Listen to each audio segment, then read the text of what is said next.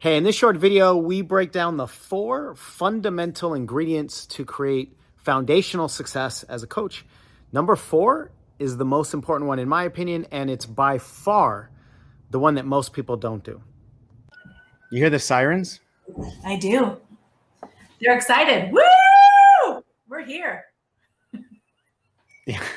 Yes, that's exactly how our sirens sound. So just in case they're coming for me, I might leave early and you just take the rest of the video. You got it. I'm the one who called them. Surprise. Now, that I can believe for sure.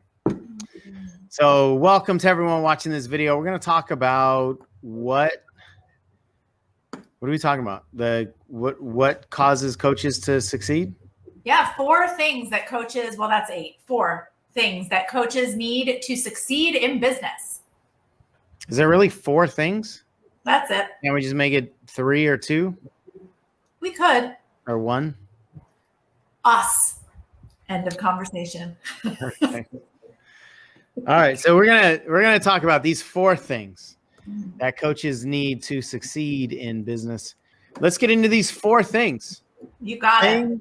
Thing number 1 is what? Go ahead. Time. Time. Keeps on ticking. That was a different time song, I think, than I was thinking, but that was good. Yeah. Keeps on ticking. Going back and forth. But yeah, time. We got to give it time. I think a lot of us have an expectation of ourselves, of other people, of the industry, of marketing, that it's just supposed to happen super quick. And it's not to say that it can't, but we need to give ourselves time to get good, to get certain, to figure out what's actually going to work for us. I agree. And it's not just time on the calendar. It's actually not time on the calendar at all. It's time on the clock, meaning how much are you putting into the time? So, you know, we hear a lot of people saying, I've been a coach for a year, for 5 years or whatever. And that measurement of time really doesn't mean anything. Yeah. And that's just the blunt reality. We're saying that because we want you to win. And a lot of people, just by the nature of how our brains work and how we're programmed and how we all desire that shortcut, it seems like if we've been doing this a long time, then we should have success. And I think a part of that is because of the transactional programming that we have, like time on, like if you show up and go to work for 8 hours or something like that, you're going to get paid. And even sometimes, even you're not working an entire 8 hours. Yeah, you're going to get paid. So if I do this thing, I'm going to get this thing. And that translates into, if I've been doing something or thinking about something for a long period of time, then there should be this transactional reward. Ooh. And in business, you get paid for results. You get paid for the outcomes, the outcomes you can produce for other people, right, and the outcomes that you can create with whatever it is that you're putting out there, whether it's social media stuff or you're doing blog articles or you have a YouTube channel or whatever that is. So it does take time, but it takes time in effort. Effort time is much more valuable than calendar time. Number 2, speaking of time, one of the reasons that we want things to go really fast is because we are impatient as animals. We're impatient. We want whatever it is that we want yesterday and the day before, preferably if we can get it then. So we've got to be patient with the time and with our efforts and with ourselves. And we have to understand that building a business is a journey. It's not just a list of things to check off. It's a journey. And during that journey, you're going to evolve. Your ideas are going to evolve. As an entrepreneur, you have all kinds of potential distractions. You have a mind that's constantly thinking of different detours, or what if we do this and what if we do this? And that's really great, but it can create frustration or overwhelm or what have you. So depending on where you are in your journey, you might need to have patience for you to grow and learn or get over certain things that you've got to get over in terms of fears of rejection or visibility or any of those kinds of things. And there's got to be patience with your message. In today's world, there's so much overwhelming information that we can't expect somebody to hear one thing one time from us and they immediately reach out to us and try to hire us and pay us a bunch of money. So there's patience in the message landing, but I would say primarily the patience needs to be placed in the evolution of business and the evolution of the entrepreneur in the business journey. And we just don't like to be all that patient. So is there anything you want to add? And if you do, hurry up. Yeah. We have to have patience with the people that we're talking to as well. It was hilarious. That was funny. I don't have time to acknowledge your jokes. So okay, great. What I agree with you, right? It's patience with us. It's patience with the evolution of our message. No, that wasn't a high five. I'm blocking your video. I thought that it was a high five. Because you're throwing shade at me right now. I'll do it this way. Go ahead. That blocks you. Thank you. That's better. Raise it up just a little.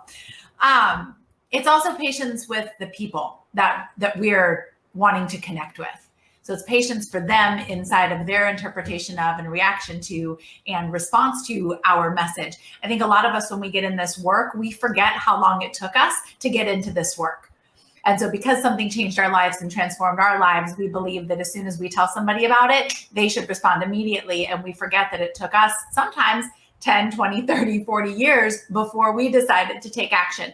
And not that it's going to take that long for you to get a response from somebody, but it's easy when we're in it and we're like, everybody's got to feel this now, to not understand why everybody isn't responding now. Yeah, my experience is the more patient you are, the faster it goes. Mm-hmm. If you're patient, you understand that it'll take time and you keep doing the work, because the patience will remove a lot of the pressure that so many of us put on ourselves. Mm-hmm. The pressure doesn't increase our performance hardly ever for almost anybody. So the patience will remove the pressure, and then we'll be able to move more, but also as we do the things that we're doing, we'll be able to do it in more of an authentic, not a pressurized way. Absolutely. Number 3. Woo. Go ahead. Resilience. Yeah. What do you say? Your get back up muscle is way more important than your never fall down muscle. I love, and I see it in the comments now, which is great. And it's, some people say it as a joke. Other people say it really seriously, but it's like, can I just skip the struggle? Can I just skip the hard part? Can I just go and have it be successful immediately? I mean, maybe, but we have to be, usually no, but we have to be willing to get, like, to learn how to get back up, because it's not going to be a smooth path. And we have to learn how to navigate through that and know that we can navigate through that. And then when we do that, we're able to actually advocate for our clients to be able to do the same thing, because that is also so important for them along their coaching and transformational journey with us. There's so many lessons that are learned when we trip or when we stumble or when we get stuck on something. We pull out like an internal energy in us that starts to think more like, how can I figure this out? And we get more strategic and think about more problem solving. And those muscles they're not built when everything is going super smoothly. And that doesn't mean that the whole journey is going to be hard. That's completely not true. But when we do run into a roadblock, we've got to know that we're going to get back up. And when we know that, and we know that we're going to be okay, we know that we're resilient, we actually don't try to avoid the potholes, because we know that they're not going to trap us. And when we're not focused on the potholes that we're afraid of being trapped in, we actually run into less potholes. You're it. There you go. Well said. I would just say my version of that same stuff. So that is actually where the majority of our internal strength lies, is the resiliency and the lack of fear around getting knocked down.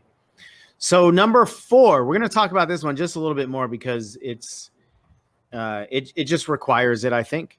And all of these play into each other. You know, we're less patient when we're expecting things to go a lot faster, and then we want everything to work out because it's got to happen fast. And so that's why we want it to be perfect and make sure that we don't fail, because failure not only could be emotionally destructive, but it's a waste of time. And we don't have time to waste because we just got to get this thing done. So all of these things play off each other. This last one is a bigger concept, I think, that our brains are not wired. Well, our brains are wired to do it, but we're not programmed to do this for most of us for most of our lives. Sure. And that is the willingness to take uncertain and ignorant action. Woo. It's not the ability to, it's the willingness to. Of course, we all have the ability to take action, but it's the willingness to take action when you don't know what's going to happen. And that is terrifying to the mind. And that doesn't necessarily mean that every time we don't know something, we will feel terror. But some people do around things that really are not that big of a deal. You know, this irrational fear that becomes so intense that it feels like terror to get visible or to do videos or to invest money in a coach or ads or going to a program or something. And our brains are designed to protect us from danger by knowing what the danger is. We want to know what's going to happen in the future. And that's why we have so much resistance when we don't know. And it could be as simple as, should I do a podcast or should I do a YouTube channel, right? Not that those two things are simple, but it could just be a simple choice like that, this or that. Or what background should I have? Should I do this background or should I do that background? Or what price should I put on my programs? Or what social media platform should I go after? The majority of the questions that we get asked are some version of what's the right thing to do. Yep. What's the right price? What's the right path? What's the right plan? What's the right action? And really underneath that is not only what's the right thing to do, it's actually what's the not wrong thing to do. Yep. So let's unpack that a little bit. Okay. What we are afraid of more is being wrong. So when we search for the right thing to do, it's coming from, for most of us, the fear of being wrong. So really, it's not which one of these is the right thing to do. It's which one of these is less wrong. Which one of these has less potential for wasted time, wasted money, embarrassment. Which one of these is less wrong? And then it's like the lesser of two evils all the time, because we're constantly focused on wrong. Mm-hmm. And that has all kinds of implications and complications and frustrations and all kinds of other ations, where even if you do something that turns out to not be wrong, you don't experience it as being right. It's kind of like, you know, to use a sports analogy, are you trying to win or are you trying to not lose? Yeah, and games that played entirely on defense, like no one wins that way. You got to actually run the ball. Exactly. And the idea of playing to not lose is actually safe to the unconscious mind, to the intellect. That's actually safe because we want to not lose. We want to conserve our energy, our time, our money, our self-image. We want to conserve and preserve what we have at a deep unconscious level. So here comes this opportunity called entrepreneurialism, and you just can't play by those rules because there's no way that you can conserve and grow at the same time.